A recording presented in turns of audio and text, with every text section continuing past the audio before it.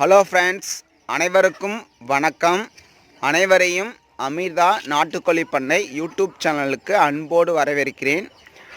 நம்ம சேனலுக்குன்னு ஒரு தாரக மந்திரத்தை நாங்கள் உருவாக்கி வச்சுருக்கோம். என்னென்னு பார்த்தீங்க அப்படின்னா, வீழ்த்திடு தமிழா, பிராய்லர் தவிர்த்திடு தமிழா, வளர்த்திடு தமிழா, நாட்டுக்கோழி வளர்த்திடு தமிழா அப்படிங்கிறத நம்மளுடைய சேனலோட தாரக மந்திரமும் நம்ம செலக்ட் பண்ணியிருக்கோம்.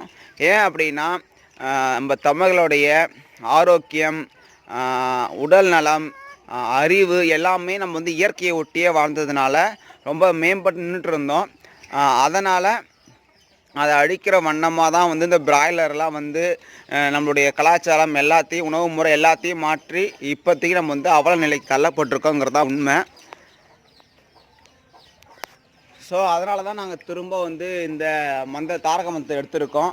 அதுதான் என்னன்னா, தமிழா விழுத்திடு தமிழா, பிராய்லர் தவிர்த்திடு தமிழா, வளர்த்திடு தமிழா, நாட்டுக்கோழி வளர்த்திடு தமிழா அப்படிங்கிறத நான் இந்த தாரக மந்திரமாகவும் ஃபார்முலாவுமாக எடுத்திருக்கோம். இதை நீங்கள் அந்த ஃபார்முலாவை உங்கள் வாழ்க்கையில் சப்ஸ்டியூட் பண்ணி பாருங்கள். உங்கள் வாழ்க்கையில் நல்ல உடல் நலமும் ஆரோக்கியமும் கன்ஃபார்மாக கிடைக்கும். ஸோ இன்றைக்கி என்ன பார்க்க போகிறோம், இன்றைக்கி என்ன பார்க்க போகிறோம் அப்படின்னா, கோழிகள், நாட்டுக்கோழிகள் மண்குளியல் பண்ணுது, அது ஏன் பண்ணுது அப்படின்னு நமக்கு கொஞ்சம் டவுட் வரும். சென்னையிலேருந்து ஒரு மேடம் ஃபோன் பண்ணாங்க. அவங்க தான் கேட்டாங்க, எங்கள் அப்பப்போ கோழி போய் மண்ணில் பிறலுது, அதுக்கு வியாதியா அப்படின்னு கேட்டுட்டு இருந்தாங்க. ஸோ அதனால தான் இந்த வீடியோ நம்ம போடுறேன். ஸோ மண்குளியலுங்கிறது வியாதி கிடையாது, கோழிகள் ஆரோக்கியமாக இருக்குது அப்படிங்கிறதுக்கான வெளிப்பாடு தான் மண்குளியல். ஸோ ஏன் கோழி மண்குளியல் பண்ணுது அப்படின்னா, ஸோ நாட்டுக்கோழி மட்டும்தான் மண்குளியல் பண்ணும், பிராய்லருக்கு மண்குளியல் பண்ண தெரியாது. ஏன் பண்ணுதுன்னா, அந்த அளவுக்கு கோழிக்கு நாலேஜும் அறிவும் இருக்குங்கிறதுக்கான உதாரணம். ஏன் அப்படின்னா, கோழிகள் உடலில் டெம்பரேச்சர் அதிகமாகிறப்போ என்ன ஆகுனா, அந்த டெம்பரேச்சரை குறைக்கிறதுக்காக அதை போய் மண்குளியல் பண்ணும். மண்குளியல் பண்ணுறப்போ உடம்புக்கிற ஹீட்டெல்லாம் மண்ணில் ட்ரான்ஸ்ஃபர் பண்ணிடும் ஒன்று. ஸோ அப்போ மழை நாள்லேயும் மண்குளியல் பண்ணுமே. அப்போ ஏன்னா, அப்பயும் உடம்புல ஹீட் அதிகமாக இருந்ததுன்னா மண்குளியல் பண்ணும், இல்லை ஹீட்டு குறைஞ்சாலும் மண்குளியல் பண்ணும். ரெண்டுமே உடம்புக்கிற ஹீட்டை ரெடியூஸ் பண்ணுறதுக்கும் அது மண்குளியல் பண்ணும், உடம்புல ஹீட்டை அதிகரிக்கிறதுக்கும் அது மண்குளியல் பண்ணும். ஸோ அப்போ மழை நாளில் மண்குளியல் பண்ணுறது பார்த்தோன்னா காய்ந்த மண்ணில் போய் மண்குளியல் பண்ணும், வெயில் நாளில் ஈரமான மண்ணில் போயிட்டு உங்களுக்கு மண்குளியல் பண்ணும். ஸோ அதுதான் மண்குளியல். ஸோ அந்த மண்குளியல் பண்ணுறதுக்கு இன்னொரு காரணம் என்ன அப்படின்னா, தன் மீது உள்ள ஒட்டுண்ணிகளை அது நீக்கிறதுக்காக மண்குளியல் பண்ணுது. சரிங்களா? மேலே இருக்கிற கோழி பேன்கள், உணிகள் இதெல்லாம் அது மண்குளியல் ரெக்கையை அடித்து மண்ணை தூக்கி மேலே போடுறப்போ அந்த மண்ணோடு சேர்ந்து, இந்த ரெக்கை அடிக்கிற வேகத்தில் மண்ணோடு சேர்ந்து எல்லா பூச்சிகளும் போயிட்டு இறந்துடும். அதுக்காக தான் மண்குளியல் பண்ணுது. ஸோ மண்குளியல் பண்ணுறப்ப நம்ம இன்னொரு விஷயம் பண்ணலாம். சாம்பலை அள்ளி போட்டு வச்சிங்கன்னா சாம்பல் அது மண்குளியல் பண்ணுறது சாம்பலில் பண்ணும். அப்படி சாம்பலில் பண்ணிச்சுன்னா உடம்புல இருக்கிற எல்லா பூச்சிகளுமே சாம்பல் கொன்னுடும்.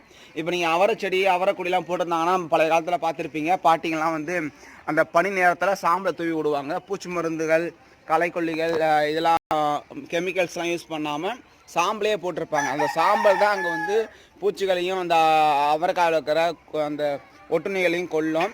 அதே போல் நீங்கள் சாம்பலை கொட்டி வச்சிட்டிங்கன்னா, அது நல்லா சாம்பலை மண்குளியல் பண்ணிச்சுதுன்னா உடம்புக்கிற பூச்சிகள் மணலை விட சாம்பல் நல்லா இறந்து நல்லா ஆரோக்கியமான கோழிகளாக இருக்கும்.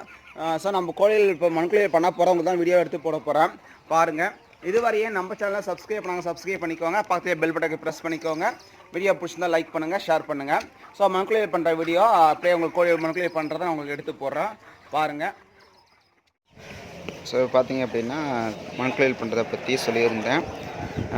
எதுக்காக மண்குளியல் பண்ணது அப்படிங்கிறத சொல்லியிருந்தேன். எப்படி மண்குளியல் பண்ணும் அப்படிங்கிறத உங்களுக்கு வீடியோவாக இப்போ எடுத்திருக்கேன், பாருங்கள். எல்லாமே மண்குளியல் பண்ணிகிட்டு இருக்குது. நாட்டுக்கோழி மட்டும் இல்லாமல் கினிக்கோழியும் சேர்ந்து மண்குளியல் பண்ணது பாருங்கள். ஸோ இதுதான் மண்குளியல்னு சொல்கிறது. ஸோ இந்த கோழி கருப்பு கோழி ஒன்று மேலே பாருங்கள், கினிக்கோழி எல்லாம் மண்ணை தூக்கி ரெக்கையில் அடிச்சு மேலே தூக்கி போட்டு பாருங்கள். இதுதான் மண்குளியல். ஸோ அதில் இருக்கிற ஒட்டுண்ணிகள் எல்லாமே இந்த மண்குளியல் பண்ணுறப்போ மண்ணில் எல்லாமே போயிடும். இந்த இடத்துல சாம்பல் போட்டிங்கன்னா அதுங்க இறந்துடும். ஸோ அதுக்கு பேர் சாம்பல் குளியல்னு சொல்லலாம். இப்போ அழகாக மண்குளியல் பண்ணது பாருங்கள். கால் ரெக்கை இதுதான் மண்குளியல். ஸோ இதுவரையே நம்ம சேனலை சப்ஸ்கிரைப் பண்ணுங்கள், பக்கத்துலேயே பெல் பட்டன் இருக்கிறதை ப்ரெஸ் பண்ணிக்கோங்க. இந்த வீடியோ முழுவதும் பார்த்துருப்பீங்கன்னு நினைக்கிறேன். ஸோ ஃபுல்லாக முடிகிற வரையும் பாருங்கள். உங்களுடைய சப்போர்ட் தொடர்ச்சியாக கொடுங்க.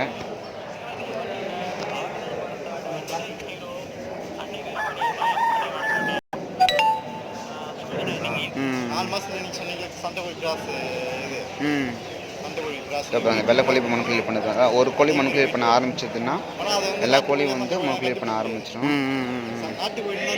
இப்போ 4 கோழி மண் கிளியர் பண்ணிட்டு இருக்கு. பக்கத்தில் ஹைட்டை கண்டுபிடிச்சிடலாமே, கால் சைஸ் வந்துடும், வச்சு கண்டுபிடிச்சிடலாம். ஆனால் அவங்களுக்கு பொறுத்தவரை டாப் கொண்டு தானே அப்படி இல்லையே. நான் அந்த கத்தி கொண்டே நான் வித்தியாசம் சொல்லி கொடுத்துருக்கேன். எந்த இடத்துல கொஞ்சம் கத்தி கொண்டே வந்து கிளியர் பண்ணணும். அப்புறம் மண் நல்லா சாஃப்டாக இருக்கணும். இப்போ அந்த கத்திக்கு இதுக்கு வித்தியாசம் இருக்குது. மேலே போகணும், அந்த அளவுக்கு சாஃப்ட், அது நேராக நிற்கும். இது வந்து இந்த இது வந்து நிற்கும், அதுதான் வித்தியாசம்.